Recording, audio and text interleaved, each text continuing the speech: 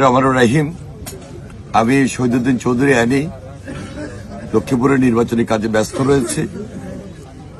এর মধ্যে আমি শুনতে পেলাম যে আমার নির্বাচনী কাজে ব্যস্ত যে গাড়ি, সে গাড়ি চেক করেছেন। প্রকৃতপক্ষে যে নিউজ সেটি হলো যে আমার নির্বাচনী এজেন্ট সেই গাড়ি নিয়ে বিভিন্ন কেন্দ্রে যাচ্ছেন। সেখানে আমার যে ব্যয়, তার মধ্যে 15 লক্ষ টাকা কেন্দ্র ওয়াইজ দেওয়ার জন্য যে আমার নিয়োজিত দায়িত্বে ছিলেন